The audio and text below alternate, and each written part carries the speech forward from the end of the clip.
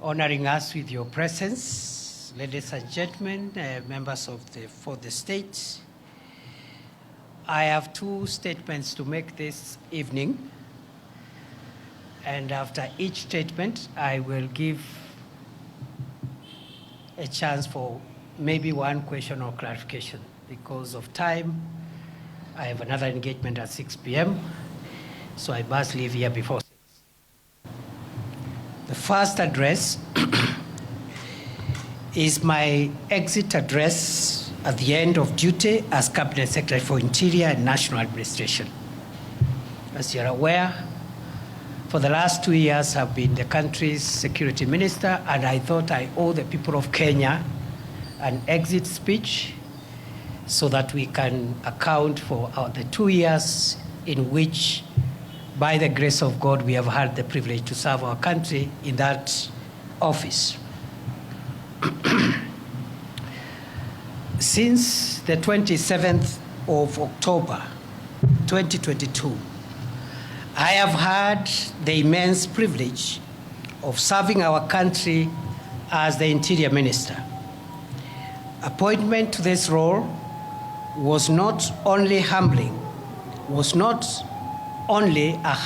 symbol of confidence by President William Ruto, but also it thrust me into a most monumental responsibility of providing leadership to and coordinating the organs of our homeland security.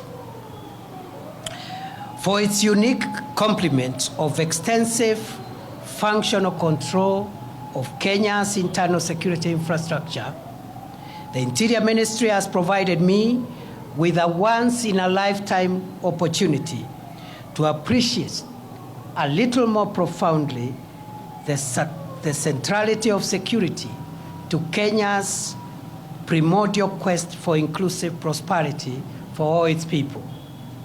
To appreciate the modest strides made in the past 2 years, it is apt to revisit the state of our national security that was prevailing as at August-September 2022 when I took over. I took over this sensitive duty at Harambee House at a time when communities in northeastern Kenya and in Lamu were experiencing frequent and sustained terror attacks. Marauding bandits had run amok over communities in vast parts of the Northern Rift Valley region. Gang crime was at its peak in Nairobi City. The Kenyan passport production and supply system had all but collapsed, and key homeland security organs were ill-equipped and in dire need of reforms and reinvention. The end of my tour of duty as Kenya's Interior Minister of 2 years invites an introspection and reflection on the journey that I, with the loyal and patriotic support of hundreds of thousands of officers and staff in the police, prisons, immigration, and other citizen-facing services of the ministry, have traveled. I attribute any successes that were achieved in the last 2 years to make Kenya safer during the last 2 years. I attribute this success to the various ranks of officers and staff of the ministry. However, any performance inadequacies during my tenure are mine, because I believe the ministry staff and officers did their best. 24 months of hard work by frontline multi-agency formations embedded deep in the forests of the Boni Enclave has paid off with 2 years of calm. Sacrificial fighting power of elite police formations in the forward operating bases spread along the risky frontier areas of Liboi, Fafi, Div, Kotulo, and such like areas have resulted in 2 years of great victory over dangerous terrorists who would have otherwise hurt Kenya and its people. Fellow Kenyans, it has been the honor of my life not only to oversee a coordinated and policy-driven war against terrorists, but also to visit the elite police units protecting Kenya and its people at some of the most dangerous locations in our territory.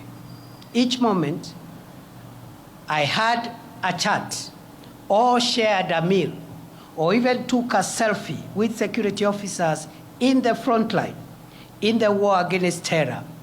There was always a profound surge of pride in the knowledge that a dedicated and patriotic cohort of our security forces remain alert day and night to prevent terrorists and other dangerous criminals from accessing Kenya to cause harm to its people. For protracted periods, I have traveled by air, land, and sea to oversee counter-terrorism operations in Ziwa la Taa, Poromoko, Kiunga, Mpeketoni, Lango la Simba, and other parts of Lamu, sometimes on Christmas Day, some other times on Good Friday, or other times covertly at night, just to make sure that we got it right. I have been to Wajir, Mandera, Takaba, and other parts of our country exposed to the threat of terror, just to give morale to frontline security officers and their commanders, and also to listen to communities in search of durable solutions against the violence of terrorist groups. Throughout the past 2 years, nothing has given me greater sense of fulfillment than the long days and sometimes humid nights spent in some of the farthest outposts within our territory. Therefore, fellow Kenyans, as I relinquish the leadership of the Interior Ministry, which I've already done, I am proud to report that save for a few inevitable losses, Lamu and northeastern Kenya are much safer and calmer today than the situation that prevailed in the last half of 2022. To our gallant security officers who paid the ultimate price with their limb or life to keep Kenya safe, I salute you and promise that Kenya will never forget your valor and patriotic sacrifice. May the souls of the officers who have lost their lives in the protection of our homeland and its people find perpetual rest in eternity. Equally, the memory of civilian souls lost through injury inflicted by terrorists will forever evoke our collective duty to keep Kenya free from danger, whatever its source. Fellow Kenyans, by the end of 2022, over 135 innocent Kenyans, including 20 security officers, had been killed by marauding bandits in parts of Baringo, Laikipia, Samburu, Turkana, West Pokot, and Elgeyo-Marakwet counties within a span of 6 months. During the same period, dozens of schools were closed, thousands of families were displaced, and public amenities destroyed by bandit gangs, some of whom converted school classrooms into permanent dormitories for bandit families. To arrest possible breakdown of law and order, a police-led security operation with the support of the military was declared on 13th February 2023. It has been 19 months of sustained war on bandits in the north of our country. The strategic decision to gazette as disturbed and dangerous, remote and difficult terrain, gorges, escarpments, and caves where bandits retreated to hide after attacking, robbing, and killing innocent civilians proved to be the game changer. Heavily armed bandits were flushed out from these areas in a process that lasted several months. Their outdated gimmicks of taunting security forces and sometimes staging daylight raids were eventually crushed through intelligence-led operations, superior firepower, and efficient operational and tactical outputs that resulted in the neutralization of dangerous bandit commanders and their spiritual influencers.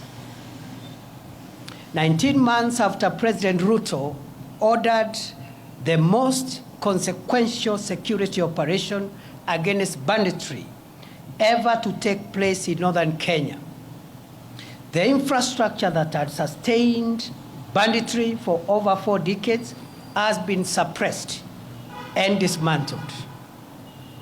Bandit gangs and their enablers have been overpowered and scattered, despite occasional feeble attempts to resuscitate this dangerous crime against the people of Kenya. Scores of schools in Baringo, Samburu, Elgeyo Marakwet, Turkana, West Pokot, and Laikipia counties have been reopened. Mokogodo Forest, Sieku Valley, Burat Hills, Korkor, and Arabal Hills, Tandale Valley, Gelecha Valley, Malaso Escarpment, Kurkur, Pura, and other previous bandit hideouts are today pacified.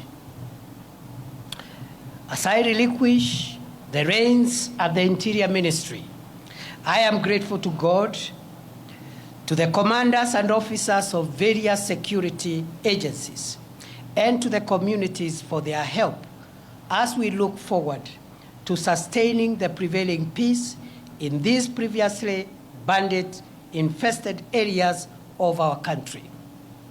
I will forever cherish the useful input of communities profoundly represented by the Under the Tree conversations I had with elders and residents at the foot of Arabal Hills in Baringo, the Kolowa Bridge at the intersection of Baringo and Elgeyo Marakwet counties, and in Lokori and Nadapal in Turkana County. I desire to live to see these parts of our country completely free from the terror of bandits and opened up for socio-economic development as Kenya marches into the future. The strides that we have made in the fight against terrorism, banditry, and other organized crimes received a shot in the arm from the Police Equipment Modernization Program, which was initiated in early 2023, following the orders of President Ruto to modernize the operational and tactical equipment of our security agencies. The 37 billion shilling 5-year program is underway, with 7.6 billion shillings already spent to acquire armored personnel carriers, mine-resistant, ambush-protected vehicles, personal protection equipment for the police, as well as sophisticated weaponry to provide enough firepower to protect our nation.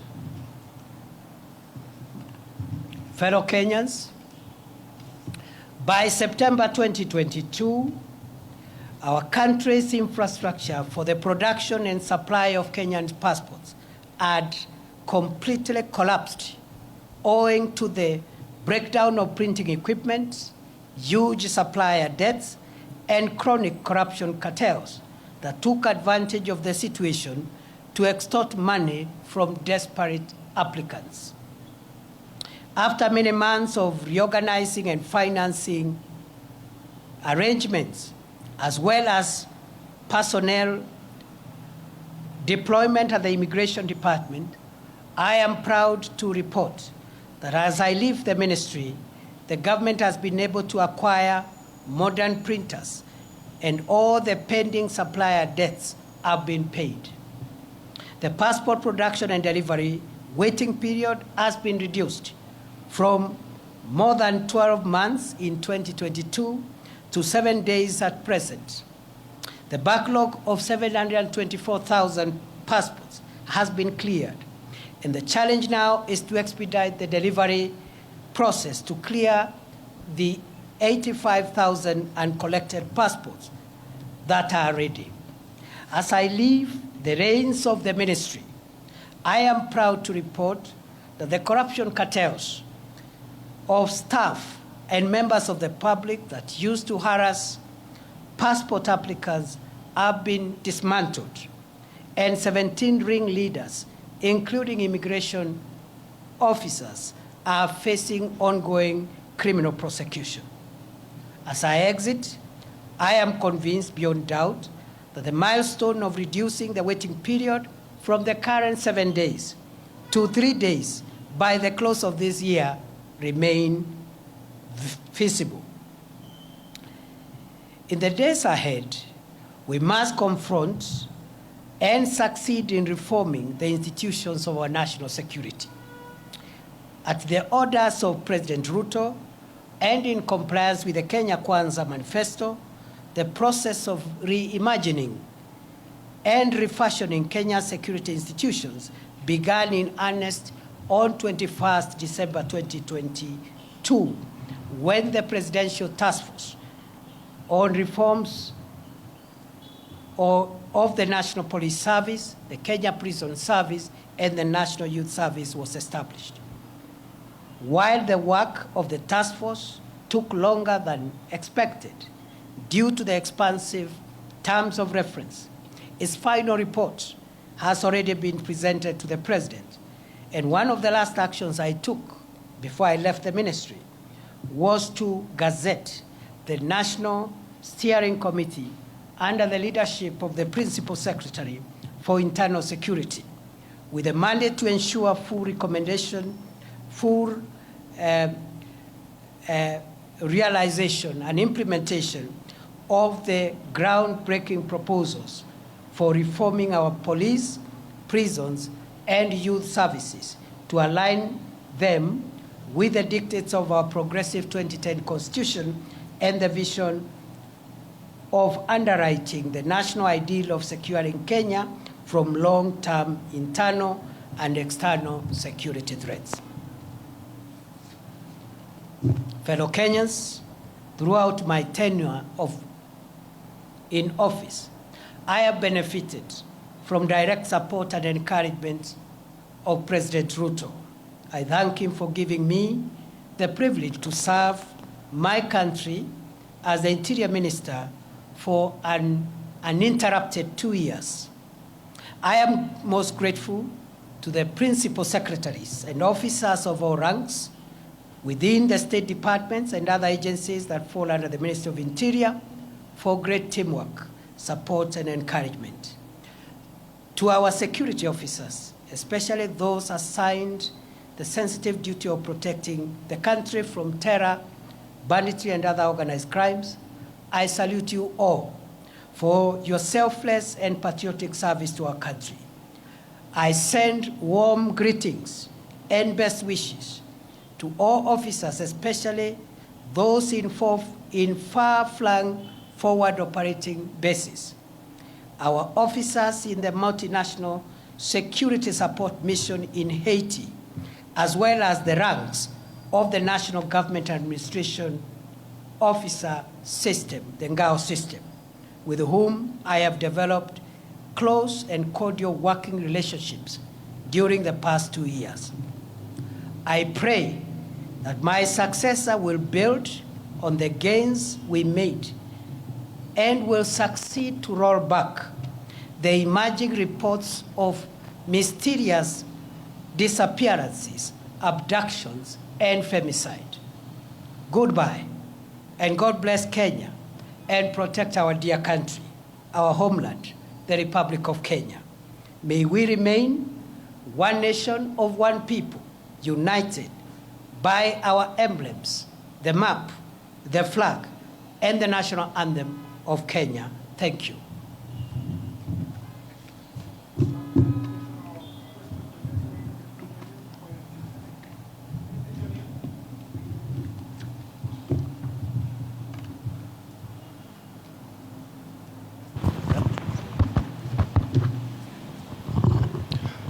My name is Eric Owenga, labda kwa Kiswahili Bwana Naibu Rais.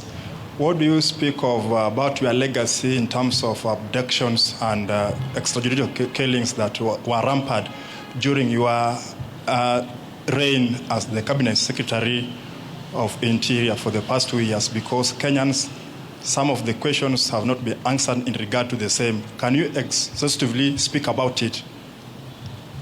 Thank you.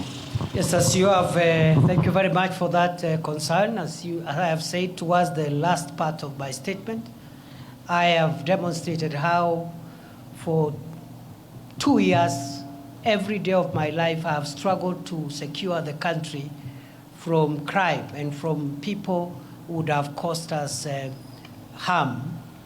And I have told my journey, the places I've been and what has took me there, the work I did in immigration and other places. At the end of my statement, I have said, as I exit that office, I'm exiting at a time when there are reports of cases of mysterious disappearances, abductions, and femicide.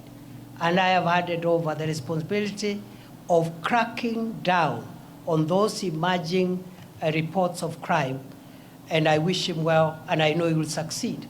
The same way in the past, I've been able to handle those other national security challenges. Remember, these are challenges that we've witnessed in the last few months, and already we had gotten ourselves on a place where we had come up with a strategy of cracking down on this criminal behavior, the same way we succeeded, even with the Nairobi urban crime, which was quite a spiral at the time we took over, and which today is manageable. And therefore, these are developments over the last few weeks, maybe a couple of months. We had laid the ground on how to deal with both cracking down on criminals who are in that space of femicide or abducting people, and also a framework for accountability of any rogue officer or officers who will be involved. And therefore, that should be the task of the next minister going forward. I have no doubt I have done my best every day of my life, and there is no day I have slept without asking myself what I have done to make our country safer. Before, because of time, allow me now to transit and speak on my assumption of office to the office of the Deputy President of the Republic of Kenya. Those of you who were in the swearing in, you realized I just made some of the cuff remarks deliberately because it would not have been appropriate at that time to give lengthy speeches because of the official context of the day.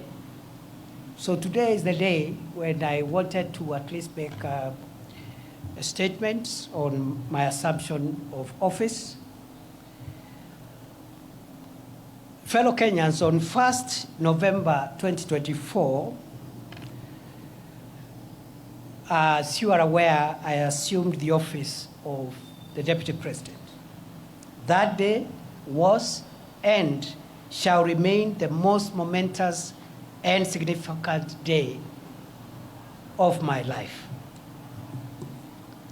After serving my country for a quarter of a century as a law lecturer, legal practitioner, senator, majority leader of the Senate, deputy speaker of the Senate, and most recently as the cabinet secretary for Interior, I now take over office as the third deputy president of the Republic of Kenya. It remains astounding how a son of Kenya, born some 52 years ago in Tharaka, a remote part of the then Meru district, and in a humble homestead of a rural clergyman and his housewife spouse, could eventually get the opportunity to serve this country in the esteemed and high office of Deputy President of the Republic. My assumption to the office of Deputy President has presented me with an opportunity to reflect on our country's past, present, and future. In my reflections, during the past 1 week, I have come to the profound realization that Kenya, our homeland, is a country like no other. Its charm, the industry of its people, our fine weather, our culture, and our breathtaking topography are unmatched.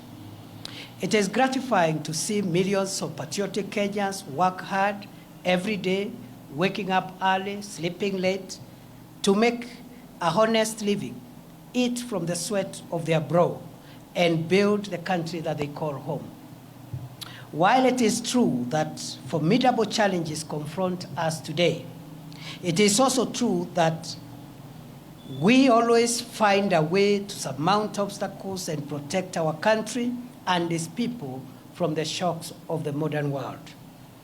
Where a tiny number among us has tainted our country's image, the same has been repudiated by the exploits of millions of honest and patriotic, focused Kenyans who love this nation enough to protect it from the risks on its survival. Indeed, Kenya is a covenant country, blessed with an industrious people and an incredible array of natural resources requisite for the creation of wealth enough for all its people. We remain eternally grateful to the heroes and heroines who have ensured Kenya remains the blessed nation that it is. As we reflect on our challenges, let us capitalize on the jolting of these challenges to write a new, better, and brighter chapter for Kenya. We should heal our divisions, solidify our national unity, and pursue our country's goals as brothers and sisters, joined by the permanent bonds of our common heritage and our common future. I have had occasion in the past few days to ponder on how the orderly transfer of authority as called for in our Constitution takes place seamlessly in our country. I realize that my ascent to the office of Deputy President has taken place on the back of a hotly contested constitutional process. For weeks, the country was glued to parliamentary and judicial events whose completion is a testament, or was a testament, to our country's democratic credentials and the integrity of our constitutional institutions.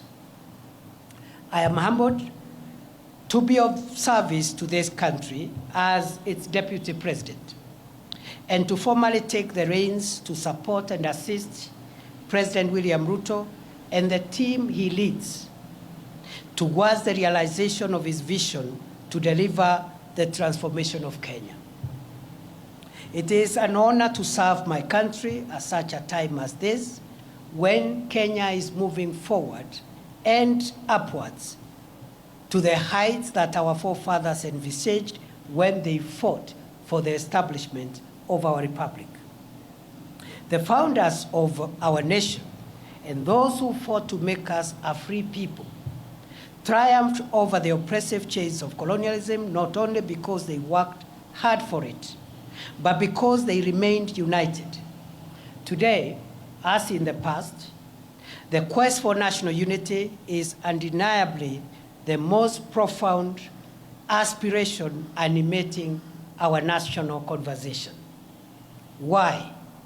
Because we are coming from a rough patch where we had been enthralled in a rather unfortunate conversation about distinction, difference, and division.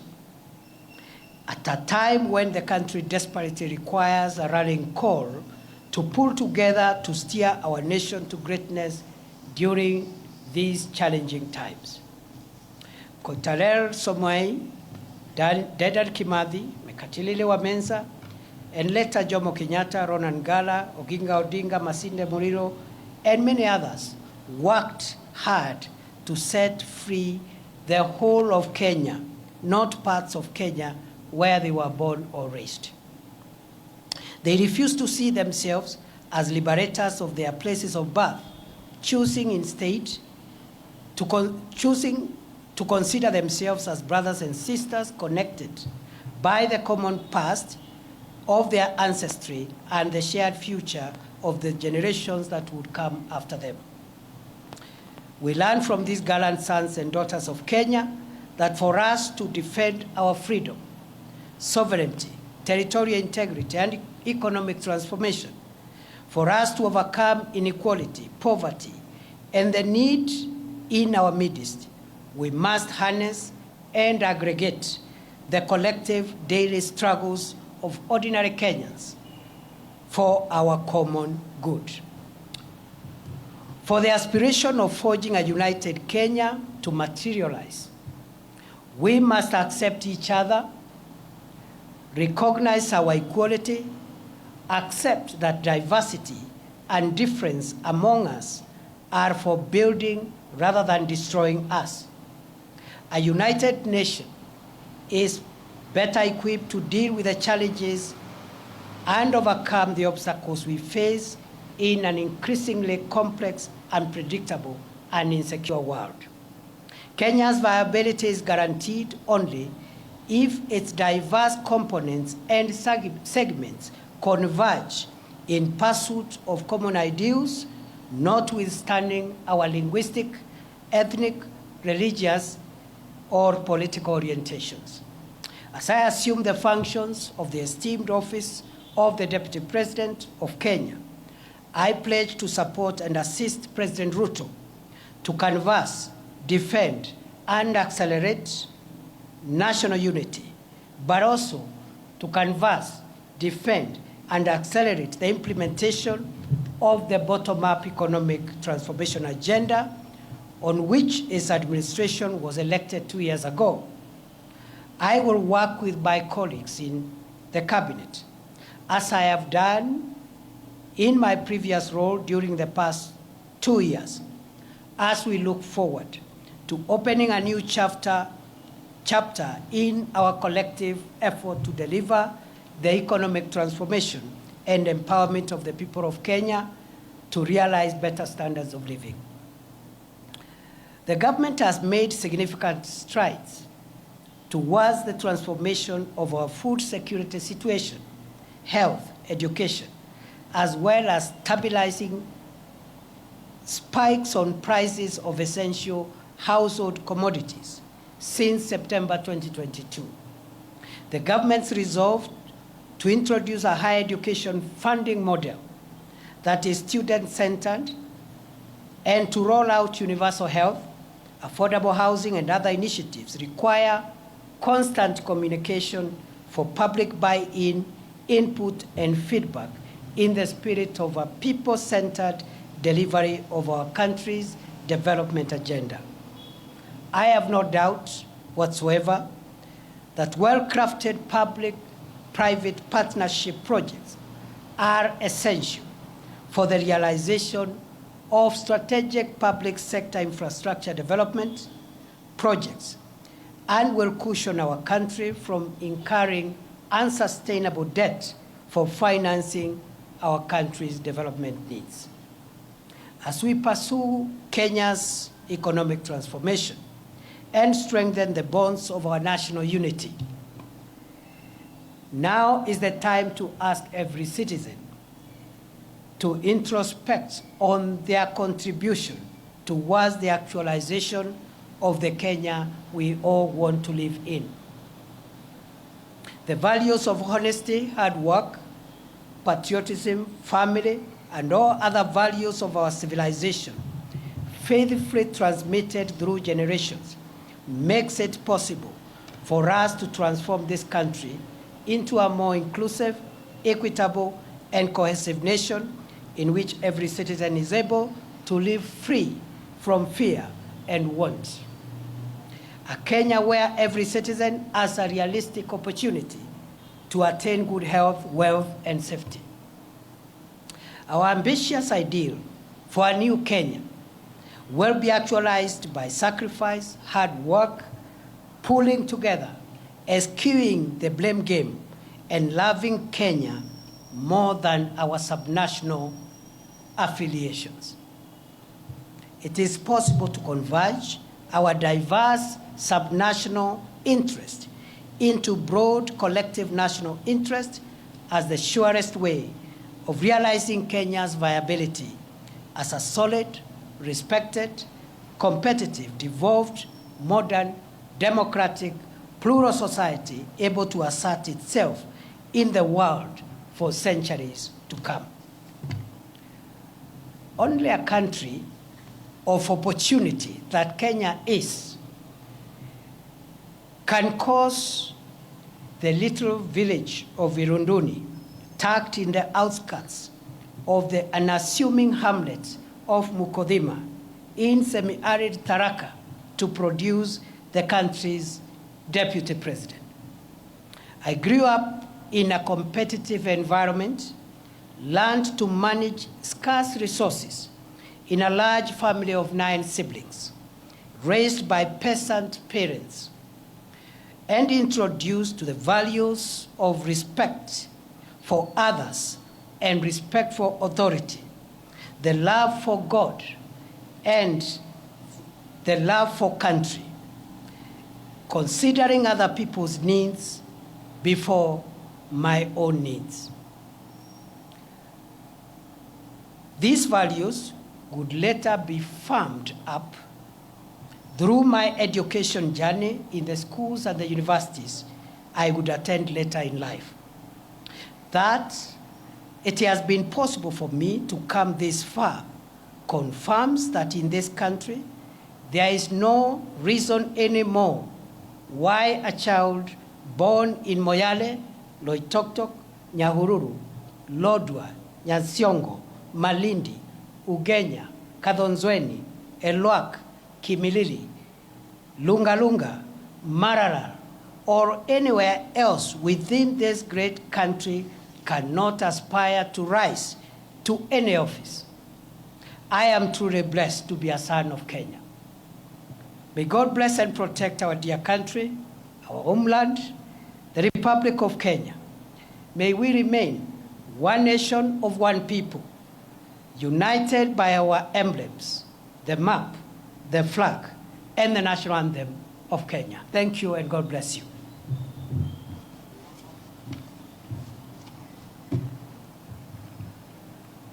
I'll take maximum 2, please. Thank you, Excellency. My name is Melita Oletenges for Citizen TV. My question is, you are stepping into this new role at a time when counties have not had a disbursement of funds for about 4 months, and it is causing a cash crunch there.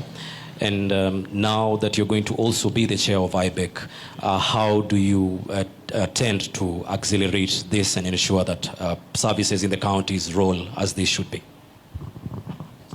Kyo.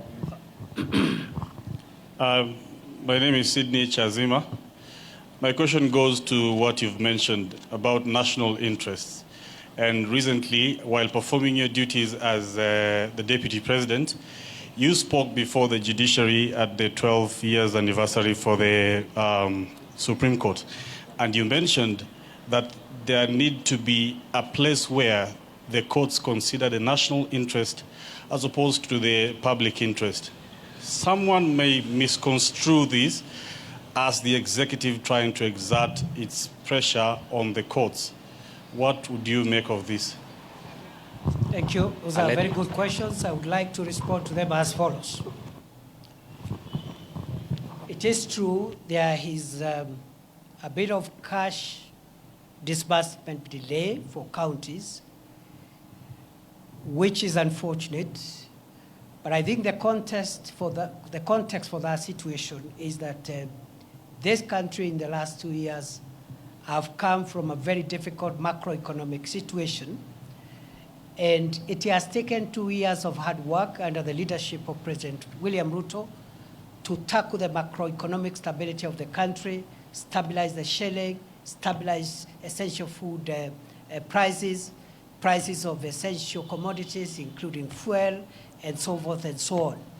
For the first time this month, inflation is at 2.7%, the lowest in 17 years.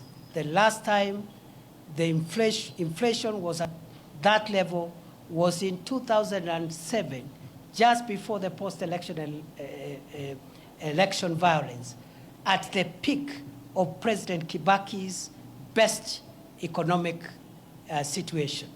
And therefore, the heavy lifting that the country has had to do is now behind us. We can only do better.